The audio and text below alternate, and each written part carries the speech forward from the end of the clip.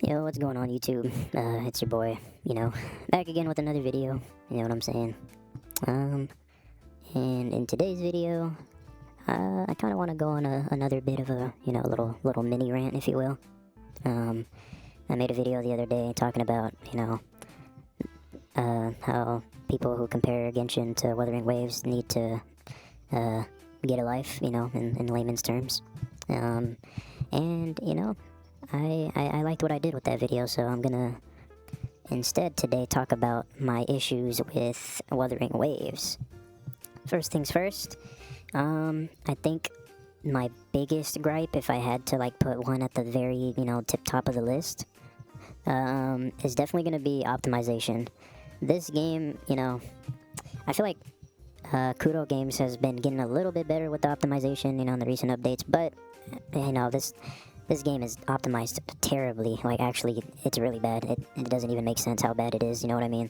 Like, Genshin Impact and, like, the other, gachas, like, they've been going on a little bit longer, so, it kind of sort of makes sense of why they're as humongous as they are, right? But Wuthering Waves, like, this game has only been out for, what, a year, 2 years, almost, give or take. And this game, like, there's no reason why, freaking 80 to 100 gigabyte updates should be happening. Like, that's actually ridiculous.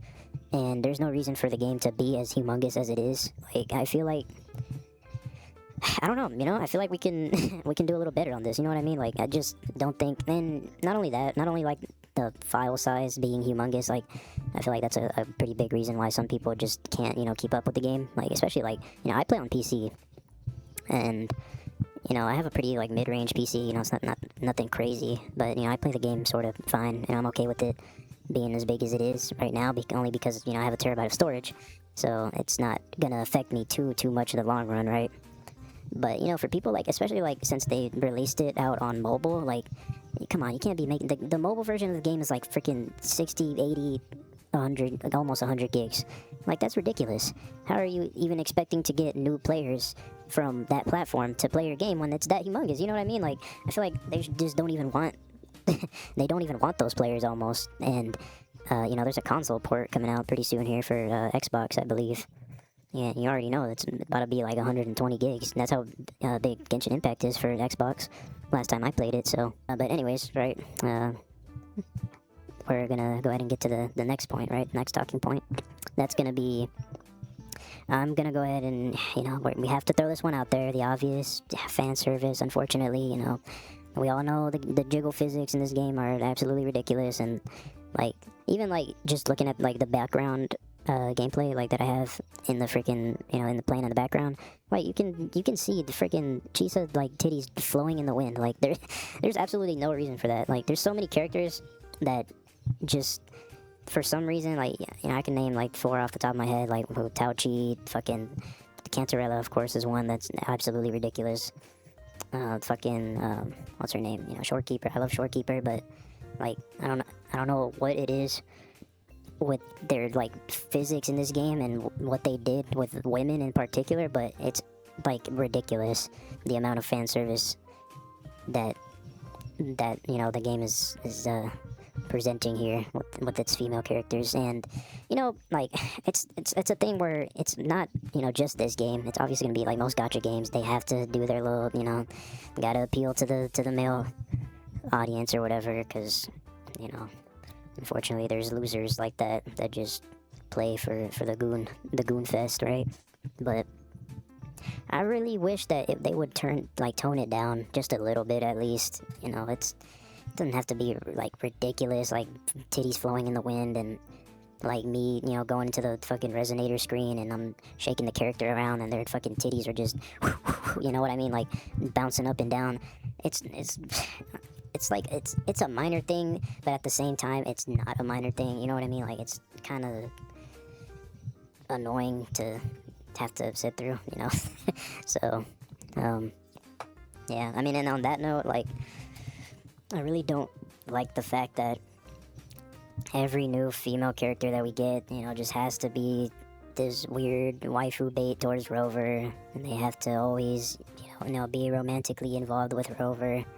like, there's some characters where it's like you can kind of pass it off because, like, okay, he kind of did something for them in the past, so I don't know. But like, even then, man, like, it's just not even like even valid. You know what I mean? Like, it just doesn't even make sense. Like, it just feels like a harem.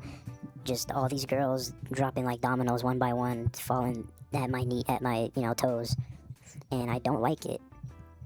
Like, here and there, I'm like, okay, this girl kind of fits with Rover. Like, Shorekeeper, that one I can kind of, I'm a little biased because I really like Shorekeeper, but like, that one's like, you can kind of chalk it up to, she was like a robot, and, Rover kind of taught her how to feel, and taught her like human emotions and all that. So like, that one you can be like, okay, I understand she fell for Rover, whatever, right? But I don't know, like, freaking, what's a good example? I guess we could use Chisa, but she's right here on my damn screen. Freaking Chisa, like, I was liking her character in the first half of, this whole Honami quest, right? And then they did this dumbass shit where, we're talking and talking with her, and then she slowly, just for, like, out of nowhere, just for no reason, by the way, just started falling for him. It made no sense. Like, it really did not make any sense at all. This Rover was actually just being a regular nice guy. And, fucking Chisa, there's that one infamous scene where the fucking, where the wind's blowing in her face and she gets all blushy, and the screen goes pink and they start playing that soft music, and it's just like, come on, bro. Like, what are we doing, man?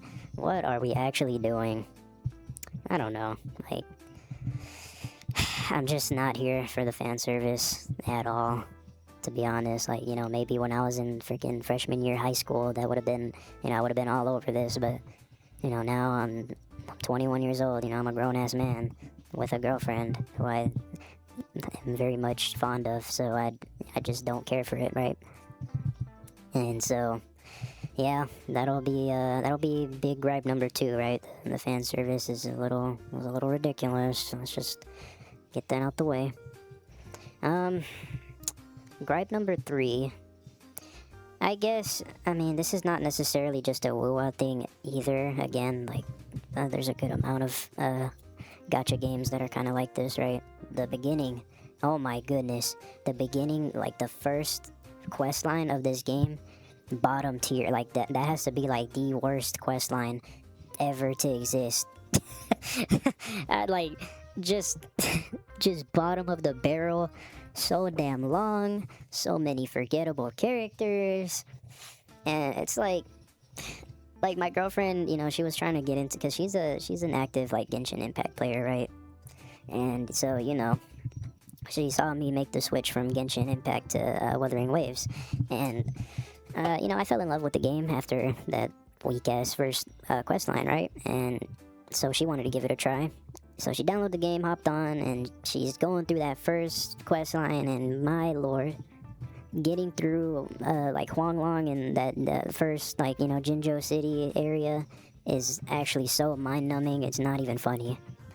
Like, just re-listening to that whole part, I don't even know. It just, like, it gave me flat, like, I fucking, like, damn near flinched just hearing Yang Yang's voice, and you know what I mean? Like, it was just so...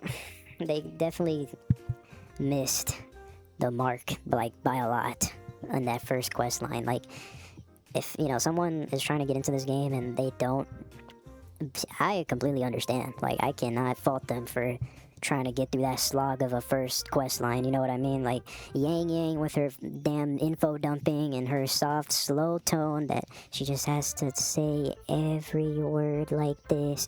And it's just, you know what I mean? Like, it's like, bro, what are we doing? What are we doing right now? You know what I mean?